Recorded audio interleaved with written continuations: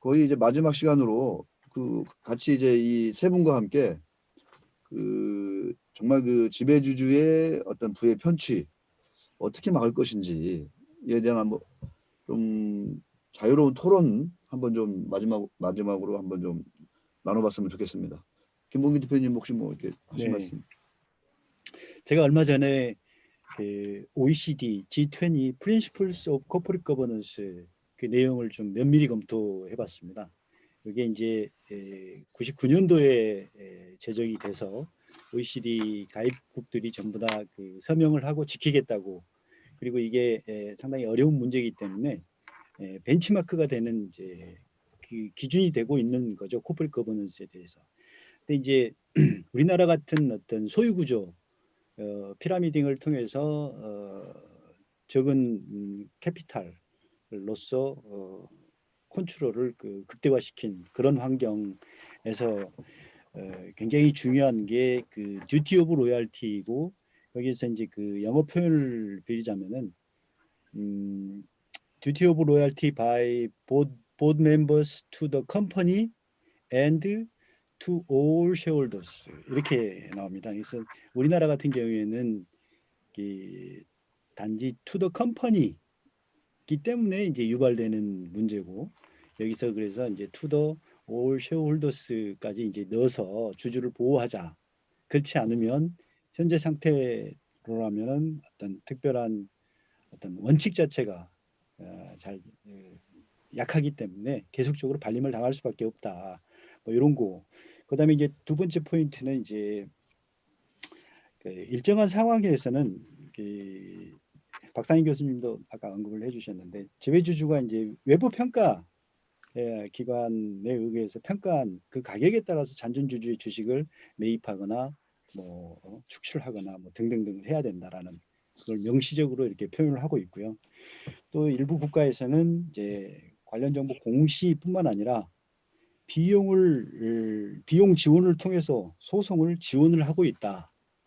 그런 면에서 이제 우리나라도 어떤 이런 소수 주주들은 굉장히 약한 쪽에 있기 때문에 비용 지원을 통해서 소송이 많이 이렇게 이루어진다면은 어떤 리걸한 지금처럼 이렇게 일반 주주들이 많이 당하는 사례가 많이 줄어들지 않겠느냐 해서 코멘트 좀 드리고 싶습니다. 제가 저기 말씀하신 거 하고 또 저기 이석준 변호사님 그 한국하고 미국과 좀 차이점들, 특히 그 민사 소송을 통해서 미국은 대부분 해결하는데 형사라든지 또는 행정 소송 또는 공정거래위원회 행정 과정을 통해서 해결을 하는 차이점들이 왜 발생하는가 조금 말씀을 드리면요. 기본적으로 우리는 민사소송을 통해서 해결할 수 있는 그런 법적인 제도적인 토대가 없다고 생각을 합니다. 다시 말하면 디스커버리라든지 퓨니티브 데미지가 사실상 없습니다. 특히 이제 민사소송에서 디스커버리 제도 미국같이 없다 보니까 이 원고에 해당하는 손해를 본 사람이죠. 소수주주라든지 이런 사람들이 소송을 제기했을 때 입증을 하는 게 불가능합니다. 입증을 할 수 있는 경우는 언제냐면은 공정거래위원회나 다른 하여튼 검찰 수사를 통해서 입증된 거를 가지고 민사소송을 해야지 입증할 수 있을 뿐이에요. 그러니까 민사소송 자체가 디스커버리 제도가 없는 이상은 민사소송을 통한 그 견제 또는 이익을 지키는 문제 이런 것들이 불가능하다. 그래서 계속해서 이 디스커버리 제도 도입을 하자는 것을 캠페인을 지금 제가 몇 년 동안 하고 있는데 국회에서 20대 지난 국회에서 이제 끝나는 국회죠. 20대에서 일부 의원들이 그 디스커버리 제도 특례법 같은 거를 입안을 했는데 법사위에서 논의조차 안 됐어요. 그 사실은 디스커버리 제도 도입을 하는 게 가장 지금 선결돼야 될 문제고요. 그리고 이제 퓨니티브 데미지라고 해서 징벌적 배상이라는 이름으로 해서 하도급법이나 몇 가지 들어가 있습니다. 일단은 뭐 디스커버리가 없어서 입증이 안 되는 문제도 있지만 퓨니티브 데미지 자체도 3배소로 잘못 이해가 되고 있어요. 우리나라는. 그러니까 손해의 3배. 아시다시피 우리는 실손도 굉장히 법원이 낮게 책정을 하기 때문에 세배의 이익이라는 게 사실 큰 이익이 될 수가 없어요. 그래서 지금 대안으로 이제 미국은 뭐 주마다 다르지만 보통 델러웨어 가서 하니까 한계가 없죠. 법원에서 정하는 건데 우리는 뭐 법원에서 정하라고 하면 법원 자체도 오히려 한계 없이 하라고 해도 새가슴이라서 판사들이 못할 거예요. 그래서 아예 가해자의 능력에 비례해서 사실 퓨니티브 데미지라고 가는 게 의미가 있는 거니까 매출액의 한 최대 10% 상한을 준다든지 이런 식으로 해야만 이게 그 퓨니티브 데미지를 특별법 곳곳에 다 집어넣는 방식이 아니고 퓨니티브 데미지 자체를 하나의 특별법에서 만들어줘야만 이 두 가지가 갖춰져야만이 사실은 민사소송이 가능하고요. 그래야지 공정거래위원회나 또는 말씀하신 형사소송으로 처리하던 것이 민사적인 해결책으로 우리가 갈 수 있다는 거예요. 그동안에 우리가 미국식 코퍼레이트 가버넌스에 해당하는 공시 그리고 소송제도 이사회에서 이사의 의무를 강화하는 식의 개혁을 한 20년 했는데 작동이 전혀 안 돼요. 그 작동이 안 되는 큰 이유가 두 가지가 있는데 하나는 뭐냐면은 우리의 이른바 소유 지배 구조, 오너십 스트럭처나 쉐어홀딩 스트럭처가 미국하고 다르기 때문에 사실상 독립적인 이사를 뽑을 수가 없는 구조고 그러다 보니까 이사에 아무리 지금 뭐 선관 의무를 이야기한다고 해도 사실상 이 구조에서는 어렵다라는 거 하나가 있고요. 또 두 번째 구조가 말씀드린 것처럼 바로 민사적인 소송이 작동이 안 돼요. 퓨니티브 데미지나 디스커버리가 없는 이상은 민사소송이라는 게 작동이 안 되기 때문에 이런 그 퓨니티브 데미지나 디스커버리가 없다는 제도적인 허점 그리고 우리 그 총수일가가 실질적으로 뭐 장악을 다 할 수 있는 그런 오너십 스트럭처가 허용되고 있는 상황이라는 것 때문에 그래서 선관 의무라고 말을 하는 것이 선언적으로만 그치고 실제로 이루어지지가 않는다. 그리고 뭐 소송, 뭐 주주 소송, 주주 대표 소송 뭐 이런 거 다 도입을 했는데 실제로 일어나지가 않아요.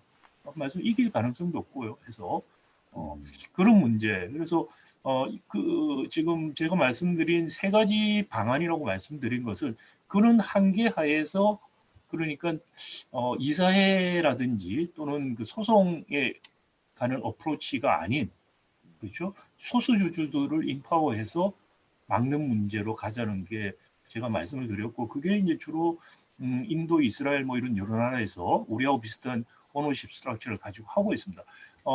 그 이스라엘 같은 경우는 아시다시피 그 퓨니티브 데미지나 디스커버리 제도가 있어요. 미국처럼 미국 걸 다 받아들였는데도 불구하고 왜 그러면은 자발적인 미국은 아까 말씀하신 것처럼 키 플레이어들이 셀프 딜링이 되기 때문에 사실 발런터리 그 머저리티 오브 마이너리티 룰을 M&A 할 때 하죠. 그게 미국에서 발런터리 MOM 한 거를 가지고서 그것을 법으로 강제시키는 식으로 도입을 하고 있는 거예요. 그 아이디어에서 여기 셀프 딜링이라든지 뭐 이런 여러 가지 아이디어들 자체가 사실은 다른 오너십 스트럭처에서 적용을 하기 위해서 많은 나라들이 머저리티 오브 마이너리티 개념을 지금 쓰고 있고요. 인도 같은 경우에는 상법에 굉장히 자세하게 들어가 있는데 지금 이 변호사님 설명해 주신 미국의 지금 셀프 딜링에 대한 부분들을 인도는 거기 프로모터라고 그럽니다. 우리 재벌 총수를. 그 프로모터와 매니저까지 집어넣어서 만드는 식으로 하고 있어요. 그래서 그 아이디어는 받아들이되 그게 구체적인 오너십 스트럭처와 그다음에 다른 법적인 제도적인 바탕 또는 제도적인 배경을 보고서 어떻게 보면 프랙티컬하게 적용될 수 있는 것들을 골라야 되고 선택을 할 필요가 있다. 그래서 지금은 우리가 여러 가지 한꺼번에 다 바꿔야 될 부분이 굉장히 많지만 당장에 코퍼레이트 가버넌스만 볼 때 코퍼레이트 가버넌스 개혁 특히 이제 그 사익 변칙을 막고 소수주주가 부당하게 그래서 코리아 디스카운트가 일어나는 걸 막기 위해서는 가장 핵심적인 저는 사항은 머저리티 오브 마이너리티를 도입하는 것이다. 그리고 이제 자사주의 마법을 방지하는 것이다. 이런 생각이 듭니다. 그래서 그리고 한 가지만 제가 더 말씀드리면 공정거래법에 우리나라의 코퍼레이트 가버넌스에 대한 규제는 저는 상법으로 가거나 상장 규칙으로 가는 게 맞다고 생각해요. 이거는 뭐 재벌한테만 해당되는 게 아니고 재벌 외의 회사들이 더 심각한 경우가 우리 많이 일어나고 있거든요. 근데 경쟁법 미국에 있는 것처럼 우리가 있는 거에다가 공정거래법에 특별히 더 있는 거는 뭐냐면 경제력 집중 해소를 위한 장이 있어요. 3장에 일부가 재벌 규제라는 게 거기 들어갔습니다. 그게 우리 공정거래법 1차 개정에 새로 들어갔습니다. 근데 그거는 왜 그러냐 하면은 이제 일본 법 영향도 있지만 한국 재벌이라는 특별한 사정이 있어서 이것을 특별법으로 들 것이냐 공정거래법으로 들 것이냐고 했을 때 공정거래법의 한 장으로 들어갔습니다. 그래서 공정거래위원회가 거기에 대한 주리스딕션을 우리가 가지게 된 것은 그 한국 재벌이라는 특별한 소유지배 구조 때문에 생겼다라는 것이고요. 이스라엘은 2013년에 재벌 개혁할 때는 특별법으로 했습니다. 근데 재벌 개혁에서 세 가지 특별법에서 주요 사항이 있는데 두 가지는 다 트랜지셔널한 거였고 마지막 세 개가 다시 경제력 집중이 일어나는 걸 방지하기 위한 부분인데 법은 특별법이지만 사실상 그 특별법을 임플리멘트하는 사무국 역할을 하고 있는 게 이스라엘도 컴퍼티션 오서리티에서 하고 있습니다. 그래서 결국은 우리는 히스토리컬한 그 엑스퍼티즈까지 생각을 해볼 때 경제력 집중에 대한 규제 부분이 공정거래법에 남아 있는 것은 한국 재벌 체제가 존속하느나 좀 불가피하다. 그래서 그거는 좀 미국 입장에서 봤을 때는 왜 이런 게 있냐라고 이야기할 수 있는데 이제 좀 오너십 스트럭처의 특별한 사정 그리고 결국은 경제력 집중이라는 것이 시장 집중보다 훨씬 더 심각한 구조적인 경쟁 저해 또는 경쟁 제한성을 가져오기 때문에 제 생각에는 이제 공정거래법에 지금 있는 것은 바람직하지 않느냐 그 부분은 그렇지만 이제 네. 코퍼레이트 가버넌스 부분은 상급적으로 갈 필요가 있다는 말씀을 드리고 싶습니다. 네. 저 멀리 그 홍콩에 계시는 이석준 변호사님, 그 박 교수님 말씀에 대해서 뭐 부연 설명이라든가 아니면 다른 생각이라든가 뭐 여러 가지 많은 말씀해 주실 수 있을 것 같습니다. 저도 박 교수님 말씀대로 그 이제 우리나라하고는 이제 뭐 민사소송 절차가 굉장히 다르기 때문에 미국 같은 경우에는 뭐 그 집단 소송 제도라든지 그런 게 잘 돼 있고 집단 소송이 일단 일어나면 아까 말씀하신 그 디스커버리라 그래서 본 재판이 가기 전에 어떤 그 회사에 가서 어떤 자료도 받을 수 있고 그다음에 뭐 그 사람들도 인터뷰도 할 수 있고 그런 절차가 있기 때문에 굉장히 좀 다르긴 합니다. 근데 뭐 장기적으로는 제가 보기에는 그 좀 더 집단 소송이 그러니까 아까 우리 김봉기 대표님도 말씀하셨지만 이제 뭐 그 이런 소송의 비용에 대해서도 말씀하셨지만 저는 소송의 비용만큼 아니면 그보다 더 중요한 게 지금 지금 우리 박 교수님 말씀하신 대로 집단 소송을 좀 더 쉽게 할 수 있게 하고 그리고 집단 소송을 했을 때 어떤 정보 취득을 좀 더 쉽게 할 수 있는 방법을 만드는 게 제가 보기에는 가장 더 근본적인 변화일 것 같고요. 그리고 두 번째로는 그 정보 제공에 있어서 이제 그 재판을 통해서도 할 수 있지만 공시 그 내용을 변화시켜서 할 수도 있습니다. 그러니까 아까 말씀드린 대로 우리 같은 경우에는 뭐 회사가 합병을 한다 그러면 찬반 투표를 해라 아니면 뭐 임원을 뭐 이사 이런 사람을 뽑는다 그러면 정보 제공하는 거 보면 그냥 이름 석자하고 뭐 나이하고 뭐 그다음에 그 사람 뭐 있던 양력 뭐 어디 뭐 장관이라든지 뭐 그거 외에는 거의 없거든요. 그런데 이 미국 같은 경우에는 이 공시 내용이 굉장히 자세하게 돼 있어가지고 이렇게 여기에 찬성을 하면 어떻게 하는지 왜 이렇게 스트럭처를 짰는지 그리고 어떤 자문을 받았는지 어떤 컨선을 가지고 이렇게 했는지 이런 걸 다 주게 돼 있습니다. 그러니까 투표를 하는 사람들이 그냥 뭐 이름 석자 보고 투표를 하는 게 아니라 이런 걸 다 비교를 해가지고 할 수 있게끔 돼 있거든요. 그래서 공시제도도 굉장히 혁신적으로 이렇게 자세하게 그러니까 미국의 기준은 뭐냐면 이런 투표를 할 때 그 투표에 영향을 미칠 만한 모든 주요한 정보는 다 줘야 된다는 거거든요. 거기에서 누락이 있으면 그거는 나중에 문제가 생길 수 있고 민사적인 소송이 걸릴 수 있는 문제라고 하기 때문에 그걸 그 투표 자료, 권위 자료라든지 이런 자료를 만든 측에서는 하나라도 이게 누락이 됐다가 나중에 소송이 걸리면 자기한테도 그 책임 돌아올 수 있으니까 굉장히 자세한 자료들이 들어가 있게 됩니다. 그리고 SEC도 뭐 제가 SEC 있었지만 이런 식으로 합병 결의 같은 거 할 때는 뭐 아까 말씀드렸죠. 이 근거를 쓰라고 하는데 근거를 거기에 기술을 했을 때는 그 뒤에 뒷바탕에 있던 자료들을 다 받습니다. SEC에서.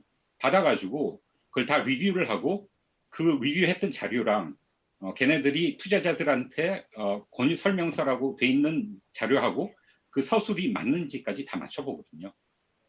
그렇게 해서 투자자들한테 모든 정보가, 그러니까 제일 중요한 정보들이 모두가 다 가고 그런 정보를 바탕으로 투표도 할 수가 있고 아니면 어떤 결정들을 내리게 될 수가 있으면 어떤 이 투표도 훨씬 더 어떤 합리적인 투표가 일어날 수가 있게 되고 아까 우리 김봉기 대표님이 말씀하신 여러 가지 이렇게 케이스들이 있었는데 저는 굉장히 아직도 좀 잘 이해가 잘 안 되는 것들이 많거든요. 근데 그런 황당한 일들이 그걸 줄일 수도 있고 또 사후적으로는 소송이 걸렸을 때 그 소송의 어떤 밑바탕이 되는 근거 자료를 쓸 수 있고 뭐 그렇게 될 수 있을 거라고 생각을 하거든요. 네. 이석준 변호사님 말씀하신 공시 문제 사실 굉장히 중요한데요. 그러니까 미국하고 우리나라하고 차이점이 뭐냐면은 우리는 공시 보면은 다 나열을 해놨습니다. 뭘 공시하라고 돼 있고요. 근데 미국은 어떻게 보면 말씀하신 것처럼 포괄적으로 이해관계에 있는 것들을 다 공시하라는 식으로 이런 뭐 오픈 엔드 스탠더드를 오픈 엔드 스탠더드 방식이고 우리는 그렇지가 않습니다. 근데 이제 오픈 엔드 스탠더드가 작동을 하려면 궁극적으로 여기에 대한 판결과 해석을 법원에 해줘야 됩니다.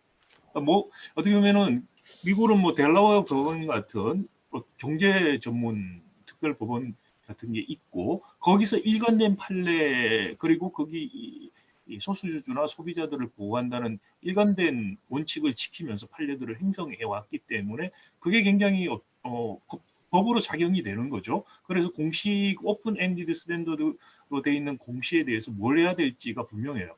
근데 문제는 우리는 뭐냐면은 오픈 엔디드 스탠더드를 집어넣자고 저도 주장을 하는 사람 중에 하나입니다. 근데 그게 별로 효과 있을 거라고도 말을 안 해요, 우리나라에서는. 왜냐면 그렇게 써놓고 만약에 법원에 갔을 때 미국에서처럼 법원이 그렇게 판단할 것이냐라고 이야기할 때 우리나라 법원 믿는다는 사람 아무도 없어요. 전문성, 그다음에 뭐 전문성도 공정한 없을 뿐만이 아니고 지금 저기 말이 안 되는 판결들이 많이 나지 않았습니까? 그 삼성 뭐 저기 에버랜드 문제나 SDS 문제 대부분까지 갔던데도 그런 거 지금 이재용 부회장 재판에서도 좀 말이 안 되는 일들이 계속 일어나고 있죠.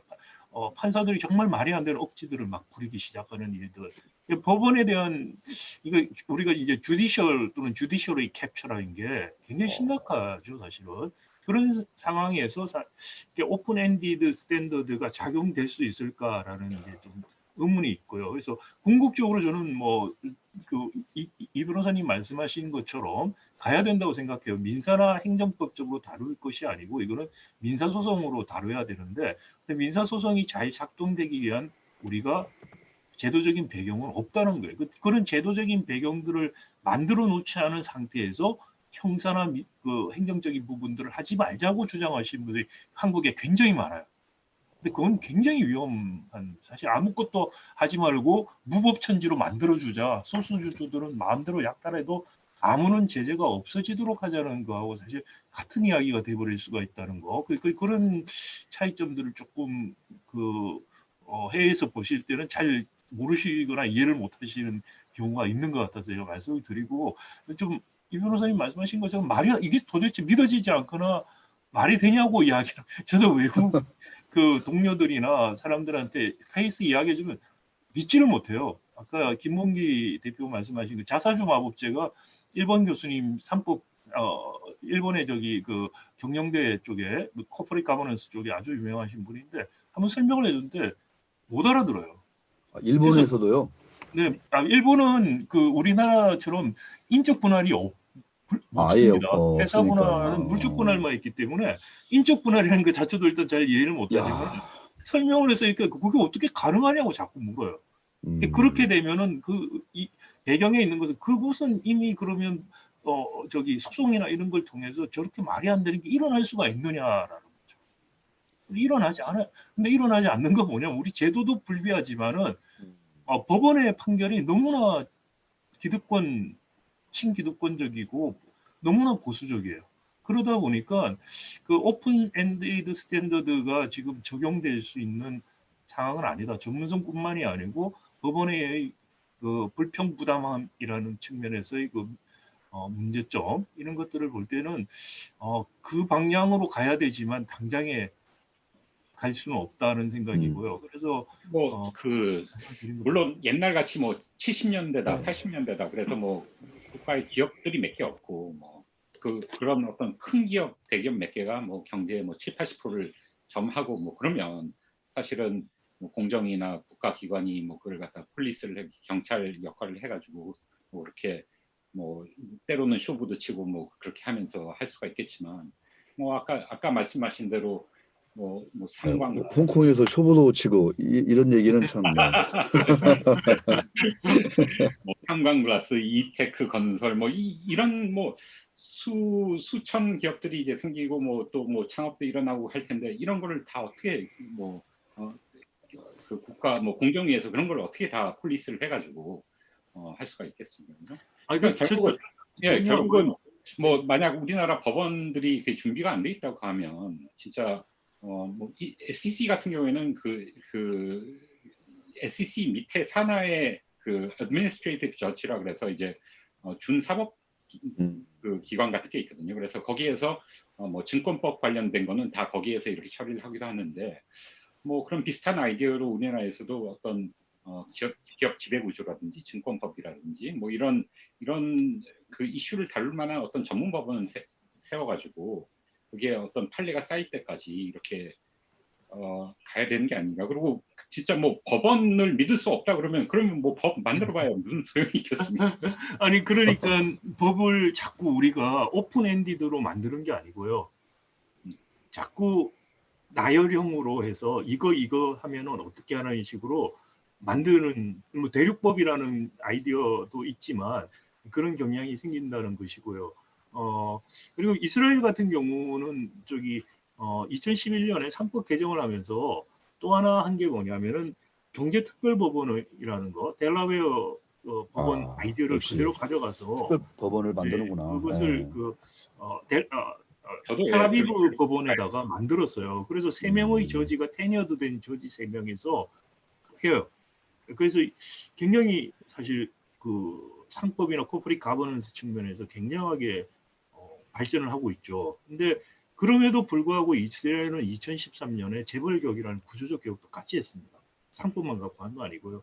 상법 개정 지금 이런 것만 해서 근본적인 문제가 해결되기 어려워요. 구조가 정말 다르면은요. 그래서 그 두 가지를 다 해야 된다 할 필요가 있고 이스라엘 같은 경우는 그나마 2010년대쯤에서 개혁을 할 때 사회 전반적으로 캡처라고 할 수 있는 게 약했어요.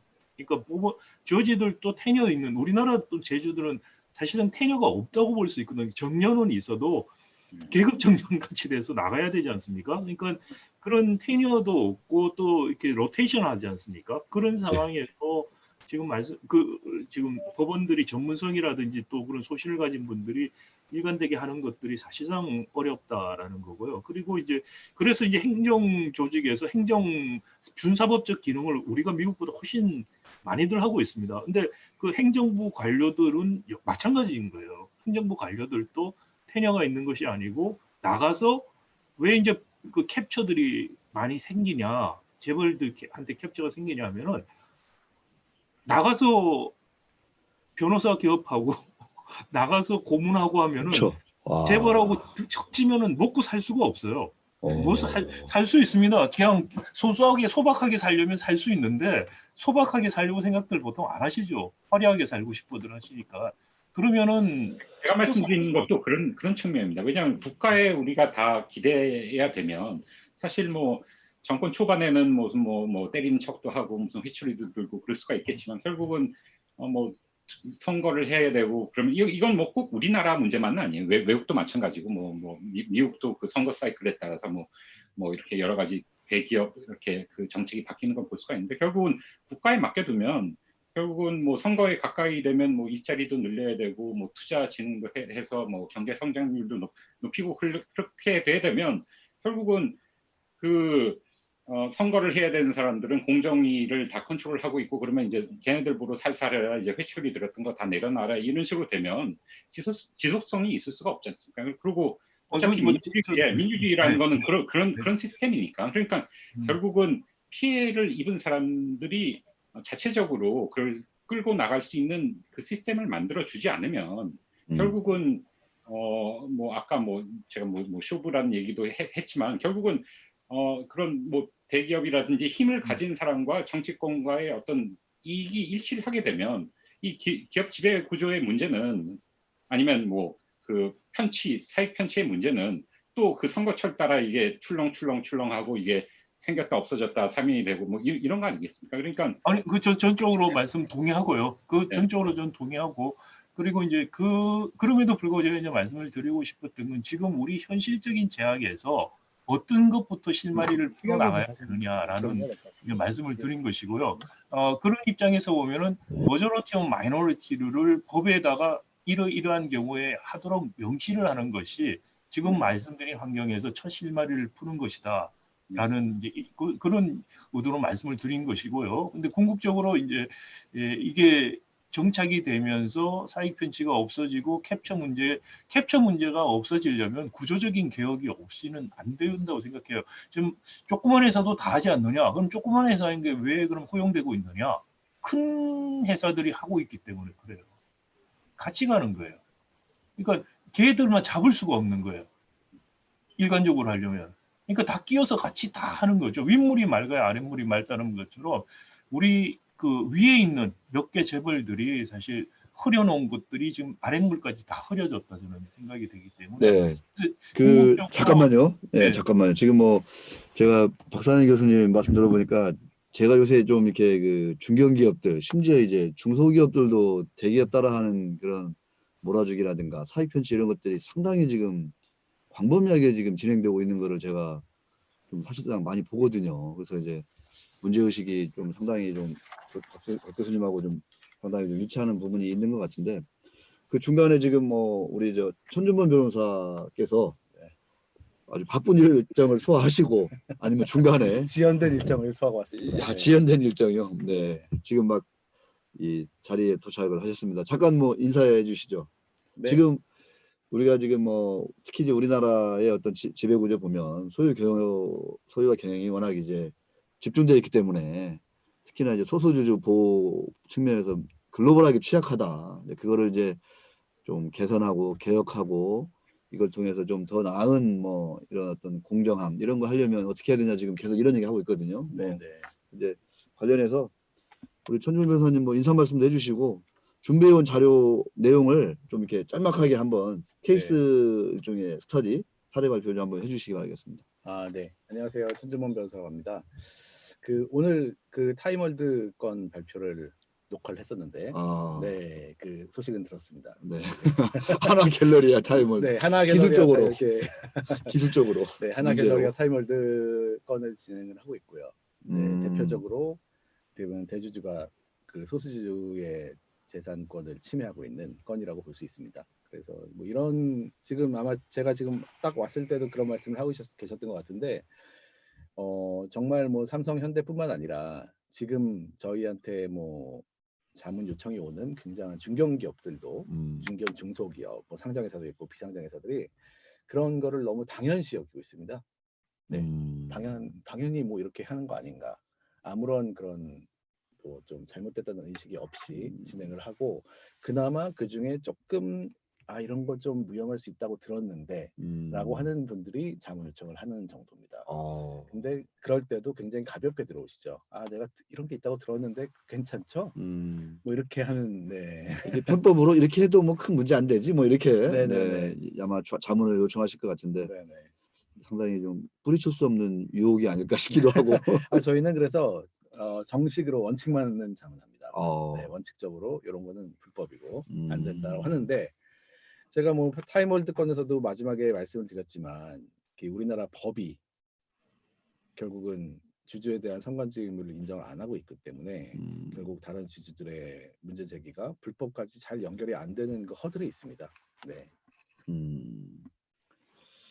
야, 법의 어떤 이사의 선관지 의무 네. 뭐 이 말씀하셨는데 그 아까 이제 박 교수님은 네. 그 듀티 오브 로열티 이게 이제 뭐 지금 우리가 성관주의 같은 것들이 적용이 돼도 이제 법에서 이제 적용돼도 사실상 지배 구조 자체가 지금 워낙 지금 뭐 소유 경영이 일치되어 있기 때문에 그렇죠. 이사 선임 자체가 사실은 좀 너무 좀 치우쳐 있는 상황이다. 네. 이 어떤 기능이 작동할 수 있겠냐 하시면서 이제 음, 그 소수 주주의 다수결 원칙, 뭐 네. MOM 이런 거 말씀하시고 네. 자사주, 뭐 의무 소각 이런 거를 좀 네. 그 약간 차선의 개념으로 좀 이렇게 말씀을 해주셨거든요. 이 네. 자리에서 네. 좀 그런 것들에 대해서는 좀 우리 저 김봉기 교수님 의견은 어떠세요? 네, 한술에 배부를 수 없고 아주 오랜 먼 길을 떠난 그래서 저희가 KCGF도 설립을 해서 했다고 생각을 하고요. 그래서 한술에 모든 걸 다 만족할 수 있다면 좋겠지만은 박상인 교수님이 이렇게 말씀해주신 차선에 그리고 차차선을 이렇게 하나씩 도입해서 조금씩 더 보호해줄 수 있는 아주 뭐 좋은 매우 찬성하고 그렇습니다. 박 교수님, 제가 그 비슷한 얘기 MOM하고요 자사주의 뭐 어떤 자동 소각 사실상 이제 이게 아주 좀 이렇게 절실하고 중요하고 의미가 아주 큰 그런 어떤 제도 규정이라고 보여지는데 현실적으로 이런 쪽으로의 이런 방향으로의 개정 이런 것들이 좀 어떻게 진행되고 있는지 아니면 이게 언제쯤 가능할지 현실적으로 좀 우리 사회에서 이런 것들이 공감대를 얻을 수 있을지 저는 좀 고민하다 보면 그런 것들도 좀 거기까지 생각이 좀 미치거든요. 어떻습니까?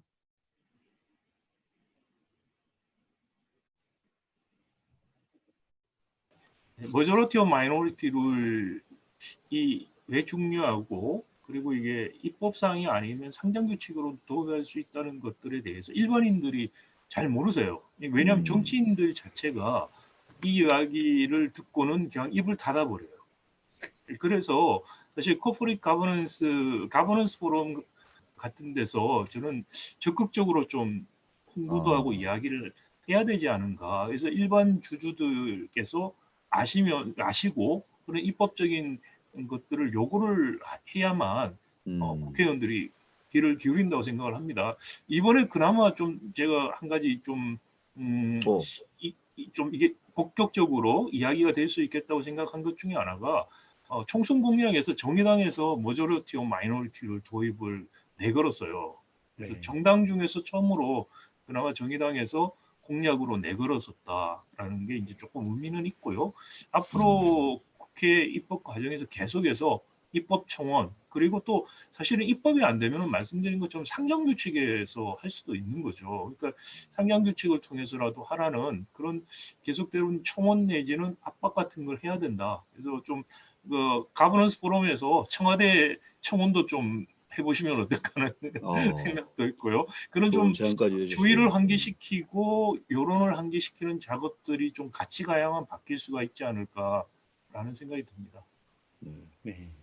그 전 변호사님 있잖아요. 네. 이제 재밌게 오셨으니까 좀 말씀을 많이 좀 그래도 하셔야지 네. 여기까지 온 또 의미가 있으니까 네. 소송을 직접 많이 하시다 보면 네. 우리나라의 법체계 많이 부딪히잖아요. 네. 아까 이제 박 교수님이 우리나라의 사법계의 어떤 그 뭐라고 해요 현실 뭐 이런 것들도 많이 좀 지적을 해주셨는데 네. 실제로 이제 그 비지배주주의 권리 보호, 이익 보호를 위해서 소송을 막 하다 보면 어떠한 부분에서 많이 좀 부딪히고 일종의 좀 힘이 빠진다고 해야 되나 뭐 이렇게 그런 것들 있으면 한번 좀 조금 구체적으로 한번 얘기를 해주시면은 좋을 것 같아요. 일단 저는 과거에는 대주주를 대리해서도 소송을 해봤고요. 네. 그리고 지금은 좀 소수주주를 대리를 많이 하고 있고. 음. 근데 양쪽에서 보면은 사실 제가 이제 재벌 그룹을 대리해서 할 때는 그걸 이용했습니다. 사실은. 네.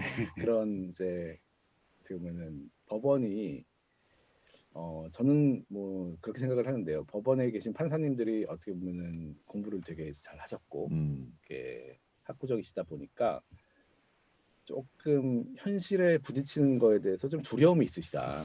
현실을 바꾸는 거에 대해서 기본적인 두려움이 좀 있으신 것 같아요. 기본적으로 좀 보수적인 성향이 있다. 그렇죠. 네. 그래서 이 기존의 어떤 그룹의 지배 구조나 또는 그런 거에 대해서 뭐 손해배상을 판결을 한다든지 아니면 기존 지배주주가 잘못했다는 판결을 하는 거에 대해서 딱 50대 50의 관점보다는 약간 지배주주 쪽에 이미 기울어 있는 생각들을 많이 하고 계신 것 같아요. 근데 그게 꼭 나쁘다, 이 사람들이 잘못됐다 이게 아니고 교육을 그렇게 받았고 현실에 바로 부딪히지 않고 바로 연수원을 거쳐서 판사를 하시다 보니까 사건으로만 현실을 대하시는 거죠. 종이로만 대하다 보니까 이 다른 그 기존의 관념을 뒤집는 거에 대해서는 기본적으로 조금 보수적인 성향을 가질 수밖에 없는 것 같습니다. 그리고 또 하나는 이거 좀 법적인 문제긴 한데 뭐 이제 성관주의 의무 문제인데요. 결국은 회사가 이제 회사 계정에 이제 플러스 마이너스가 되는 거를 배임이나 성관주의 의무의 기준으로 배워왔기 때문에 거기에 대해서 다른 생각을 한다는 거를 아예 생각 자체를 못 하고요.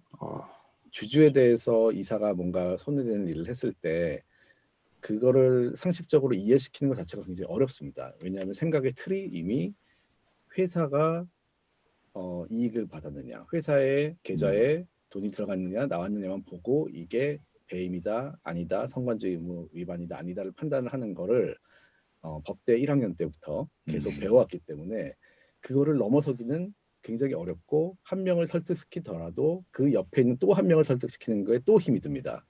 참. 네, 그래서 그런 문제가 있습니다, 사실. 네. 그렇습니다. 이석준 변호사님, 네네. 예, 이런 그 한국적인 그 특수 상황이라고 해야 할까요? 이거를 좀 어떻게 좀 뭐랄까 여론을 환기시키고 좀 큰 개혁의 어떤 그 단초를 좀 우리가 찾을 수 있을지 이런 얘기 들으면 사실 좀 힘이 좀 빠지거든요. 소송이 많이 걸려요. 우리 맞는 현 변호사님. 말씀이시죠. 아, 네. 소송이. 그 소송 예, 자체도 되게 그렇습니다. 뜨문뜨문 있기 때문에. 제가 뭐 경험 하나를 말씀드리자면 제가 아는 분이 이제 뭐 굉장히 우리나라의 굴지의 대기업의 뭐 사장을 뭐 몇십 년을 하시고 그다음에 또 사장을 그만두시고 난 다음에도 그 기업의 뭐 여러 자회사들의 뭐 이사를 그러니까 등기 이사를 비롯한 이사를 몇십 년을 하신 분인데 뭐 우리가 지금 여기 얘기한 케이스 중에 하나 뭐 얘기가 나와가지고 이렇게 뭐 사적으로 얘기할 일이 있었는데 뭐 결국은 그런 얘기를 하시더라고요. 뭐 자기네들은 어차피 그 재벌 총수의 추천 아니면 뭐 이렇게 직접 추천은 아니겠지만 뭐 비서실을 통해서 이렇게 다 도운 사람들이기 때문에 뭐 김현장이나 이런 큰 로펌에 물어봐가지고 불법이 아니라고 하면 팔이 안으로 굽으니까 이 우리 총수의 유리한 쪽으로 뭐 순두를 줄 수밖에 없다 뭐 이런 식으로 얘기를 하시더라고요. 근데 제가 놀랐던 거는 그렇게 큰 기업의 사장을 그렇게 오래 하시고 수십 년을 하시고 또 그렇게 그 이사회의 그 멤버로서 그렇게 여러 가지 회사의 그 멤버를 하시면서도 이사회의 그 여러 가지를 하고 뭐 김현장을 비롯한 우리나라의 유수의 모든 그 로펌들의 자문을 받았으면서도 duty of loyalty란 개념이 전혀 없다는 느낌이었거든요. 왜냐하면 웬만하면 주주 전체의 이익에 부합하게끔 투표를 해야 된다고 말씀을 하셔야 되는 건데 이게 불법이 아니라면 총수한테 유리하게 투표를 했다고 이렇게 그렇게 고백을 하시는 모습에서 전혀 꺼림이 없었고 그다음에 이게 잘못됐다는 어떤 자의식도 없는 걸로 봐서는 우리나라에서는 진짜 duty of loyalty라는 개념이 전혀 없구나. 그리고 그게 집행이 되지도 않고 또 그렇게 얘기하는 게 이렇게 꺼림직하거나 이렇게 두려운 상대도 아니구나 하는 그런 느낌을 받았거든요. 저는 굉장히 좀 그때 근데 놀랐는데. 그게 재밌는 것이요. 이게 오히려 대기업이고 그렇게 지금 유수의 기업의 대표이사 하시고 이사하신 분들이 이제 김현장을 비롯한 로펌들의 자문을 받았기 때문에 오히려 죄의식이 없고요. 오히려 중견기업이나 중소기업에 경영하시는 분들은 그냥 상식으로 생각했을 때 좀 안 될 것 같으니까 오히려 죄의식이 있습니다. 네, 그렇게 법적 자문을 받으면 법적으로 우리나라 법이 그거를 불법으로 안 하고 있다는 걸 명확히 알기 때문에 아 괜찮구나 하고 그냥 가시는 거고요. 그때 이제 가고. 오히려 법률잠을 안 받으신 어떻게 보면 필부 같으신 분들은 야. 야 이거는 하면은 내가 다른 주주들에 좀 피해가 가는데 괜찮나 하는 의미에서 잠을 받으러 오히려 오시는 경우가 있어요. 야. 제가 상식적으로 5시 생각하면. 저기 네. 다음 회의가 있어서 예. 좀 저기 실례하도록 이렇게, 하겠습니다. 마지막 한 말씀 좀 부탁드리겠습니다. 예, 저 기업 가버넌스 포럼 저기 창립 제가 축하드린다는 말씀을 우리 유 대표님 통해서는 드렸었는데요. 다시 한번 축하드리고요. 앞으로 좀 이런 문제점들 주주들이나 일반 국민들이 잘 좀 인지하고 또 공감할 수 있는 그런 역할들을 좀 많이 해주시면 좋겠고요. 또 국내에 많은 관심이 있는 전문가들 네트워킹하는 역할도 많이 해주셨으면 좋겠다고 생각이 됩니다. 그 성경에 그 어퓨 굿맨이라는 이야기 나오는 걸 제가 기억을 하는데 어퓨 굿맨이 있으면은 세상이 저는 바뀔 수 있다고 생각합니다. 한 사람은 아니지만 어퓨 굿맨이 있으면은 바뀔 수 있다고 생각이 되고 그런 어퓨 굿맨들 네트워킹하는 작업을 우리 기업 가버넌스 포럼에서 좀 해주시면 좋겠다라는 바람을 드리고 오늘 저 이석준 변호사님 평소에 제가 성함은 많이 들었는데 화상으로 이렇게 뵈서 반가웠습니다. 제가 그 다음 회의가 있어서 먼저 좀 실례하겠습니다. 네, 감사합니다. 네, 감사합니다. 수고하셨습니다. 감사합니다. 조금 전에 이 홍콩과 이 서울의 이 핑퐁 토론, 너무 제가 이렇게 재미있고, 참 흥미롭기도 해서 제가 전혀 이제 개입을 안 했거든요. 정말 실시간으로 홍콩하고 서울에 계신 교수님하고 변호사님이 이렇게 같은 주제를 가지고 말씀을 나누는 걸 보고 참 이 포럼이 상당히 좀 그 미래가 밝구나 이런 긍정적인 생각을 좀 했다면 좀 비약일까요? 어쩔까요? 다음번에는 뭐 미국 한번 오시고요. 그다음에 영국도 한번 오시고. 우리 김 대표님 지금 이 주주의 비례적 이익 보호 관련해서 한국적 특수한 상황에서 그걸 감안했을 때 주주의 비례적 이익을 어떻게 잘 보호할 것이냐 그걸 통해서 우리 2,300만 국민연금 가입자를 어떻게 보호할 것이냐 이런 거에 대해서 누구보다도 뭐 고민이 많은 걸로 아는데 좀 뭐 말씀 좀 해주시죠. 예, 더 많은 사람들이 관심을 갖고 조금만 이렇게 관심을 가지면 인지할 수 있기 때문에 인지하신다면은 반드시 분노할 겁니다. 그래서 많이 참여하시고 이렇게 더 많은 사람들이 관심 인지 참여하시면 우리가 이루고자 하는 우리의 당연한 권리 재산권 보호하는데 아주 더 쉽게 할 수가 있습니다. 그래서 저는 더 많은 사람들이 관심, 인지, 참여하면 더 쉽게 바꿀 수 있다 이렇게 말씀드리고 싶습니다. 네, 저 이제 거의 지금 끝나는 분위기인가요? 나 근데 저 이석준 변호사님한테 뭐 하나 여쭤보고 싶은 거 있어요. 개인적으로 정말 이게 좀 유치한 질문이 될 수도 있는데요.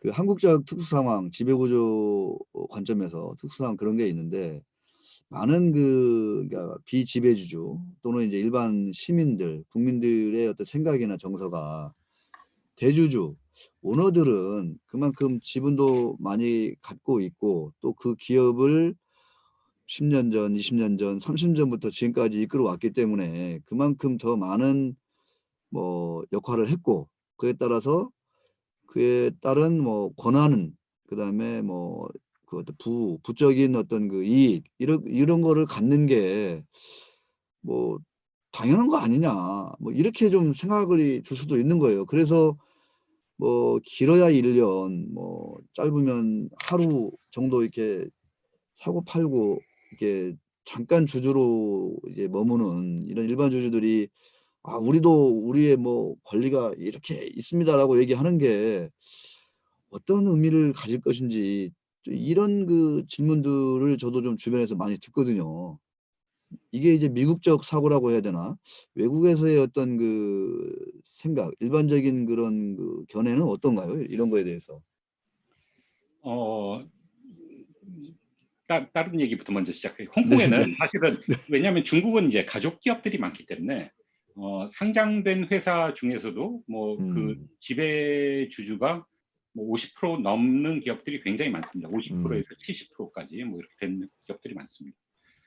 그래서 만약 아까 지금 우리 유 부장님이 말씀하신 대로 뭐 자기가 이걸 다 끌고 왔고 이렇게 이뤘으니까 그렇게 가고 싶다 그러면 자기가 주식을 뭐 50%든 70%든 계속 갖고 있어야겠죠. 그죠? 그냥 한 30%만 남의 돈 받아가지고 70%는 자기가 네. 이뤄놓은 걸로 해서 경영을 했으면 문제가 없죠. 근데 지금 다 이렇게 투자를 받고 뭐 공장을 지을 때 다 투자를 받아가지고 자기 주식은 10%까지 다일루트가 돼가지고 희석이 돼가지고 10%밖에 없는데 자기가 70% 대주처럼 행세를 하고 또 이익도 자기가 70%를 가지고 오겠다 라고 하면 문제가 되는 거죠. 그죠? 그러니까 10%를 가진 사람은 10%만큼 권리 행사를 하는 거고 50% 70%를 가진 사람은 50% 70%처럼 권리를 행사하고 거기에 비례해서 자기가 이익을 가져오고 그렇게 하면 되는 거고 그리고 만약 10%를 가진 사람이라고 하더라도 이 사람이 기업 가치를 굉장히 많이 증대를 시켰다 그러면 어떤 보수라든지 아니면 스톡옵션이라든지 그런 식으로 그런 기여한 만큼 공정한 어떤 보수를 받을 수 있게끔 해주는 게 맞는 거지. 그냥 10% 대 90%는 그대로 두면서 90%의 어떤 그런 이익을 갖다가 이렇게 뒤로 빼먹을 수 있게끔 하는 거는 정당한 제도는 아니죠. 저는 오히려 막 하우상박 하는데 저는 그렇게 생각하지는 않습니다. 그러니까 임원이라 이렇게 뭐 아니면 지배주주라도 그 기업에 굉장히 어떤 기여를 많이 한다. 그래서 기업 가치를 1조를 늘려줬다. 그러면 뭐 몇천억을 그 사람한테 주더라도 저는 그게 결국은 모든 90%의 주주들한테는 나머지 뭐 7천억, 8천억의 어떤 그 밸류를 가치를 주는 거니까 오히려 그런 사람들은 1,000억을 갖다가 보수를 주더라도 그게 나쁘지 않다고 생각을 합니다. 그러니까 제가 말씀드리는 거는 그 사람이 진짜 어떤 그 기업에 자기는 10%만 갖고 있지만 그거보다 훨씬 더 어떤 기여를 많이 한다 그러면 거기에 맞게 그 기여한 만큼 보수를 주는 식으로 해야지 90%의 돈을 마음대로 뺏어가는 걸 눈 감아준다? 그런 거는 맞지 않는 것 같습니다. 알겠습니다. 자, 뒤늦게 오신 우리 전 변호사님, 네. 뭐 최근에 했던 그 소송권이라든가 아니면 뭐 그 소수주주 보호, 이익의 보호 뭐 이런 관점에서 뭐 정리 발언 해주실 수 있으면 한번 좀 부탁드리겠습니다. 네, 뭐 지금 이석진 변호사님 말씀 너무 공감을 하고요. 진짜 그 자기 뭐 100% 주주로 있는 자기 회사라면야 뭐 어떻게 하는 게 아무 상관이 없지만 남의 돈을 받고 하는 이상 비례적으로 똑같은 이익을 나눠 갖는 게 당연히 정의라고 생각을 하고요. 저는 어쨌든 저희 포럼이 너무 좋은 것이 이런 얘기를 지금까지는 너무 그냥 아는 사람들끼리만 또 어떻게 보면 조금 뭐 사회 운동을 하시는 분들 사이에서만 했다라는 좀 문제가 있었는데 점점 확산을 시키는 게 중요하고 그냥 평범한 분들도 고등학생들도 중학생들도 이해할 수 있게 계속 저희가 콘텐츠도 만들고 알리고 이러는 게 되게 중요하다고 생각합니다. 그렇게 사람들이 알아야지만 정치인들도 거기에 대해서 압박을 느낄 거고 사람들이 알고 있구나라는 생각을 해야지 기업인들도 함부로 그런 얘기를 못하고 그러면 결국은 좀 입법으로 이어지고 이런 일이 있지 않을까 하는 한번 희망을 가져봅니다. 네. 네. 이 변호사님. 네네. 예, 뭐 마무리 발언 있으시면 한번 해주십시오. 아까 뭐 진짜 목이 쇠시도록 이렇게 아주 뜨거운 토론 해주셨는데, 네. 네. 뭐 저는 아까 우리 김봉기 대표님이 하신 여러 가지 말씀에 굉장히 적극적으로 동감을 하고요. 이런 뭐 70년대, 80년대에는 뭐 우리나라가 뭐 아무것도 없는 거에서 이렇게 일어나는데 이제 굉장히 힘을 뭐 정치적으로도 어떤 소수의 지지자들한테 힘을 집중을 시키고 또 뭐 기업적으로도 뭐 어느 정도 그게 사회적 합의가 어느 정도 있었는지 없었는지는 잘 모르겠지만 어쨌든 어떤 힘을 기업에 집중을 시켜가지고 그 사람들한테 힘을 실어줘서 이제 고도 성장을 한 거를 부정할 수는 없을 것 같습니다. 그런데 이제는 벌써 이제 21세기가 됐고 또 그런 식으로 어떤 소수의 기업이라든지 뭐 어떤 기업 총수라든지 아니면 어떤 그런 소수의 엘리트로 이제 그 경제를 이끌어 나갈 수 있는 어떤 시기는 지난 것 같습니다. 그러니까 국가 주도 성장이라든지 아니면 재벌 위주의 성장을 할 수 있는 어떤 단계는 지나간 것 같은데, 그러려면 결국은 룰을 공정하게 만들고, 그래서 룰을 공정하게 만들어야 또 각각 그 경제 주체들이 열심히 뛰게 되고, 뭐 그렇게 해서 민간 부분이 자발적으로 이렇게 성장하는 단계로 넘어온 것 같아요. 근데 그렇게 되려면 진짜 룰이 무엇보다도 더 제일 중요한 것 같습니다. 그래서 열심히 하는 사람은 열심히 하는 거에 맞게 어떤 그 보상을 받고, 또 각자 기여하는 대로 또 거기에 맞게 이렇게 보상을 받는 그런 룰을 세우는 게 굉장히 중요한 역할인 것 같습니다. 제가 보기에는 그 어떤 이런 그 룰을 제대로 세운 일을 한 2000년대 초반에는 했어야 되는 것 같은데, 뭐 좀 늦은 감이 좀 있습니다. 근데 우리 포럼이 이렇게 만들어져 가지고 이런 논의가 활성화되고, 또 뭐 그럼으로 인해서 어떤 룰을 공정하게 세우는데 어떤 기여를 하고, 그런 어떤 공정한 룰이 또 우리 민간 섹터의 어떤 한 단계 더 도약하는 어떤 발전을 이끌어낼 수 있으면, 뭐 저는 뭐 굉장히 의미 있는 일이 될 거라고 생각을 하고 있습니다. 네, 오늘 뭐 2시간 넘는 긴 시간 동안 그 세 번째 한국 기업 거버넌스 포럼, 4월 포럼 이제 설립 이후 세 번째 포럼이 이제 거의 마무리됐는데요. 제가 이제 처음에 그 국민연금 가입자의 한 사람으로서 이제 한 사람으로 이 자리에 참석을 했다. 그래서 그런 생각이 듭니다. 정말 그 다양한 형태로, 그다음에 출발점부터 지극히 한국적인 특수한 그 기업 지배 구조 하에서 또 다양한 형태로 그 일반 주주들의 어떤 권리, 이익을 좀 불편부당하게 한쪽으로 이렇게 쏠리는 이런 현상들이 조금 더 이제 개선되고 있지 않다. 이로 인해서 발생하는 흔히 말하는 코리아 디스카운트, 이것 때문에 정말 많은 그 어떤 사회적 일종의 그 뭐 시장의 저평가도 있지만 사회적 병리 현상도 상당히 좀 심각한 게 아닌가, 이제 그런 고민이 좀 많이 들었고요.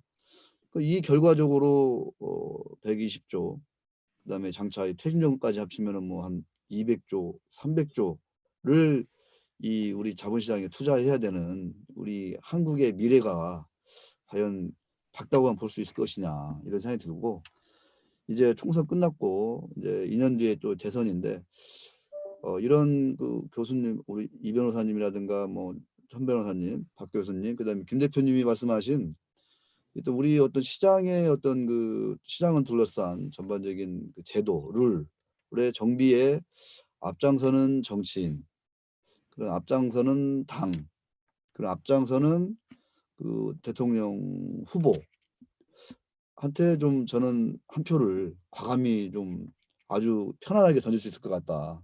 그런 생각이 자꾸만 들어요. 그래서 나의 권리를 보호해주기 위해서 앞장서는 정치인, 뭐 공무원, 관료, 여러 가지 이제 뭐 법률가, 학자, 뭐 그다음에 시장에서 뛰고 계시는 이런 뭐 어떤 펀드 매니저 분들이 좀 많이 나타나기를 정말 학수고대하면서 진심으로 바라면서 오늘 4월 포럼, KCGF의 4월 포럼은 여기서 마치도록 하겠습니다. 모두들 수고하셨습니다. 네, 감사합니다. 네. 수고하셨습니다. 고생했습니다. 감사합니다.